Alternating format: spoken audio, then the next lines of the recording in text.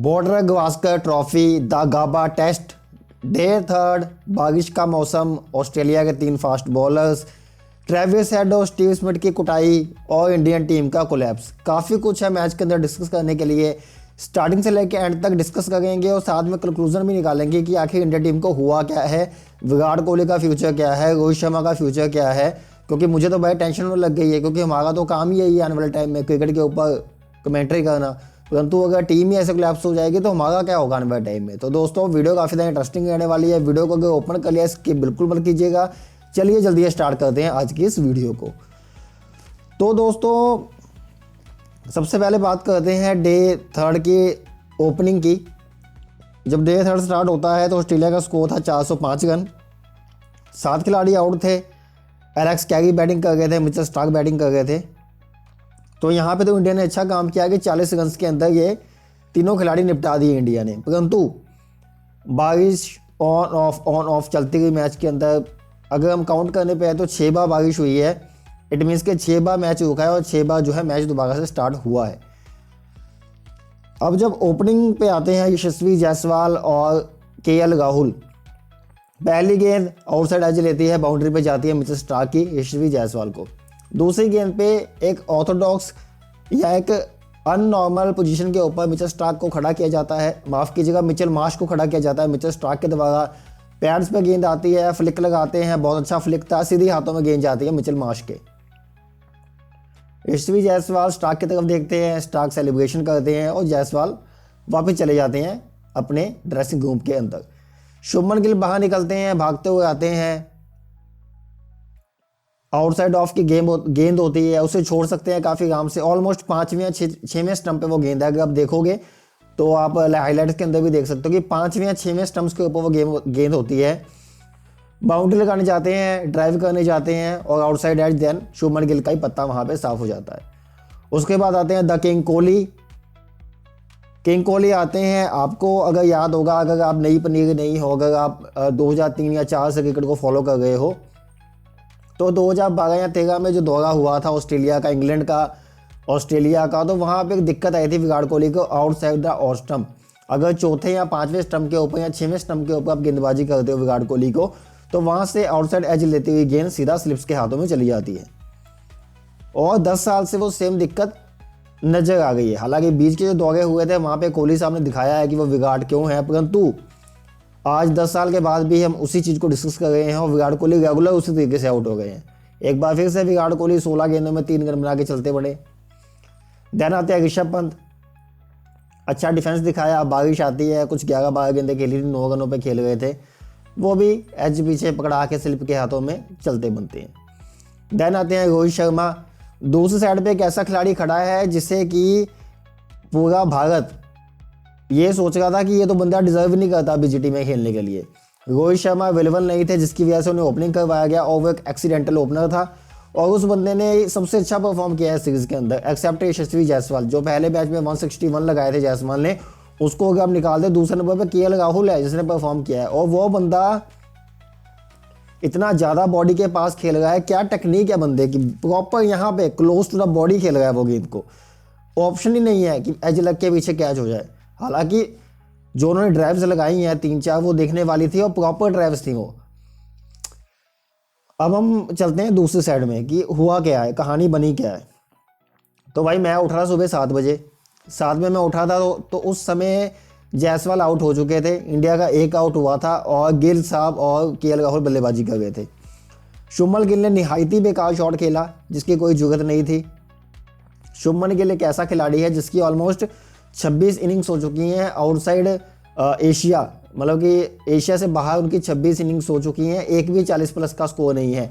और शुभमन गिल को BCCI trend करवा गया है प्रिंस के रूम में। इट मीन्स के विराट कोहली जब रिटायरमेंट ले लेंगे या चले जाएंगे क्रिकेट को छोड़ के, तो इंडिया को एक नया प्रिंस मिल चुका है, वो है शुभमन गिल। और शुभमन गिल साहब ने पिछले 26 मैचों में एक भी 40 क्रॉस नहीं किया। चलो उसके बाद यशस्वी जायसवाल को तो हम इतना नहीं कह सकते क्योंकि वो तो खिलाड़ी अच्छा ही है, अच्छा परफॉर्म भी कर रहा है, 161 भी लगा चुका है और पहला दौरा है ऑस्ट्रेलिया का, तो यशस्वी जायसवाल के ऊपर क्रिटिसिज्म करना बनता ही नहीं है। उसके बाद आते हैं विराट कोहली, जिनको 2019 का वर्ल्ड कप याद है।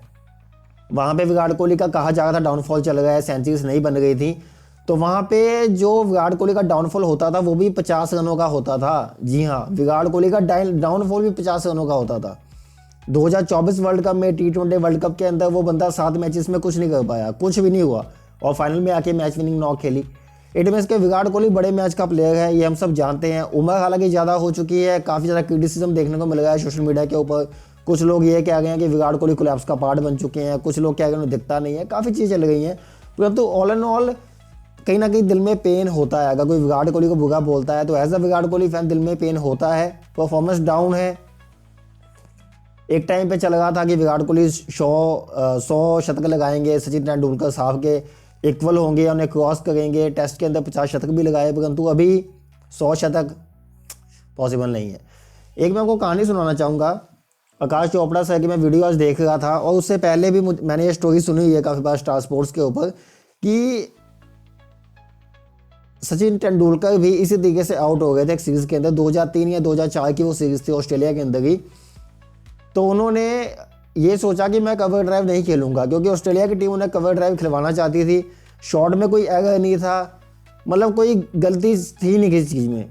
चीज़ ये थी कि वो ड्राइव खिलवाना चाहते थे, ड्राइव खेलते थे, ऐसी लगती थी स्लिप में आउट हो जाते थे। देन सचिन तेंदुलकर को उनके फ्रेंड ने चैलेंज किया कि आपको नॉट आउट बाहर आना है इस मैच में। तो भाई साहब उन्होंने कुछ मेरे हिसाब से 200 रन बनाए थे शायद, I am not wrong, 204 run कुछ उन्होंने बनाए थे उस मैच में, और एक भी कवर ड्राइव नहीं खेला था। और सचिन सर ने खुद कहा कि मैंने सोच के नहीं मैं गया था कि मैं कवर ड्राइव नहीं खेलूंगा, परंतु जब उन्होंने लगातार बॉल्स को बाहर डाला तो मैंने डिसाइड किया कि चलो अगर आपने चैलेंज दिया है गेंद को खेलने का तो मैं फिर गेंदों को जाने ही देता हूँ। आप खिलाओ कितनी खिला सकते हो, मेडन ओवर्स जाएंगे, रन्स नहीं बनेंगे, कोई दिक्कत नहीं है, खुद ही विकेटों के अंदर डालनी पड़ेगी, तब करेंगे बल्लेबाजी जो होगी। तो भाई इससे ये पता चलता है कि सचिन रमेश तेंदुलकर कितना बड़ा नाम है, उन्हें गॉड ऑफ क्रिकेट क्यों कहा जाता है और वो क्या शख्सियत है, इससे पता चलता है। इट मीन्स के कंट्रोल।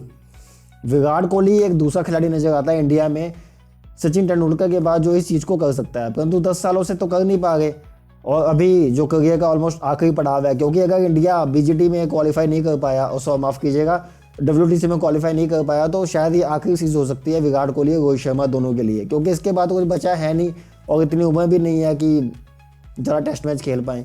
तो कहीं ना कहीं दोस्तों मुझे लगता है कि बकवास हो गया है काम, सही नहीं हुआ। विराट भाई भी जल्दी चलते बने। ऋषभ पंत आते हैं, ऋषभ पंत तो चलो अब ऐसे ही हैं खिलाड़ी, कभी आसमान तक नहीं तो फिर ज़मीन तक, जो भी कहते हैं कहावत मुझे भूल गई है, लेकिन कहीं ना कहीं एक आधी इनिंग आनी बनती थी। पिछली बार गाबा में उन्होंने घमंड तोड़ा था, इस बार लगता है हमारा घमंड टूट जाएगा। तो अभी ऑल एंड ऑल बात यह है कि बॉलिंग में जाओगे तो अकेले बुमराह नजर आते हैं, बाकी गेंदबाज शून्य है। और बुमराह ने अपने इंटरव्यू के अंदर कहा कि सिराज कोई इंजरी भी कैरी कर गए हैं, तो इसका मीन्स ये है कि अगले मैच में सिराज भी खेलते हुए नजर नहीं आएंगे। प्रासिद, आकाशदीप और बुमराह मोस्टली जो है टीम का पार्ट होंगे चौथे टेस्ट मैच के लिए, और वो जो टेस्ट मैच है वो मेलबर्न और सिडनी के अंदर है। तो हो सकता है कि शायद इंडिया 2 गेंदबाजों के साथ ही खेले और एक और स्पिनर को ऐड किया जाए, अश्विन हो सकते हैं मोस्ट प्रोबेबली, क्योंकि वहाँ पे जो कंडीशन है वो ज़्यादा सूट कर रही है एशियाई टीम्स को। तो दोस्तों ऑल एंड ऑल बात ये है कि इंडिया की बल्लेबाजी एक्सपोज हो चुकी है, रेगुलर बेसिस पे हो गई है। रीज़न ये है कि जिस खिलाड़ी को ग्राउंड के अंदर होना चाहिए था, चेतेश्वर पुजारा, वो स्टार स्पोर्ट्स के अंदर कमेंट्री दे के ये बता गया कि यहाँ से बॉल यहाँ निकलेगी, यहाँ से यहाँ निकलेगी। अगर भाई उस बंदे को अंदर डालते हैं आप मैच के अंदर, वो कमेंट्री के अंदर बता गया। चेतेश्वर पुजारा का इस टीम में होना 110% बनता था। ट्रांजिशन का पीरियड चल गया है वो ठीक है, लेकिन एक खिलाड़ी तो हो जो एक छोच माल के रखे, क्योंकि ट्रेविस हेड ने आके कूटा, स्टीव स्मिथ ने शरीर पे बॉलें खाई, सिर पे बॉल लगी, छाती में लगी, पैर में लगी, वो बंदा खड़ा रहा, 50 गेंदें खेली। जब बॉल सॉफ्ट हुई देन चीज़ें बदली। कोकोबुगा की बॉल में यही है कि अगर आप 20 ओवर निकाल लेते हो किसी तरीके से, देन उसके बाद जो उसकी सिलाई है वो अंदर चली जाती है, विकेट से कुछ होता नहीं है, आराम से रन्स बना सकते हो। इंडिया को यही नहीं समझ आएगा कि हमने 20 ओवर कैसे खेलने हैं। 20 ओवर के अंदर ही 5 खिलाड़ी आउट हो जाते हैं। अगर आपको पहला टेस्ट याद होगा पर्थ वाला, तो वहाँ पे क्या हुआ था, पहले यशस्वी जायसवाल और KL राहुल ने 20 ओवर निकाले, उसके बाद सबने आके तोड़ा, विराट कोहली ने भी 100 रन बनाए। तो कहीं ना कहीं गेंद को पुकारना तो करना पड़ेगा, ओल्ड स्कूल क्रिकेट खेलनी पड़ेगी, बेसबॉल वाला यहाँ पे कोई काम नहीं है।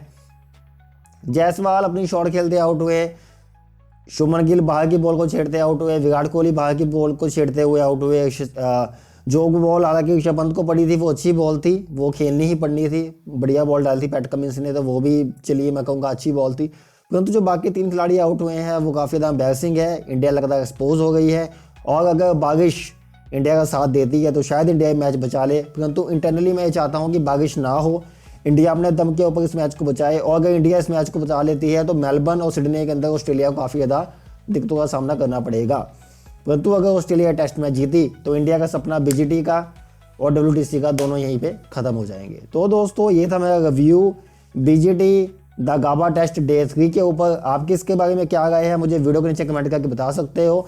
वीडियो को लाइक शेयर सब्सक्राइब आपने जरूर करना है ताकि वीडियो ज़्यादा लोगों तक पहुंच सके और यूट्यूब और फेसबुक पे इसे ज़्यादा रीच दे सके। और ऐसे क्रिकेट अपडेट्स के लिए क्रिक बुक को सब्सक्राइब कर सकते हो। धन्यवाद।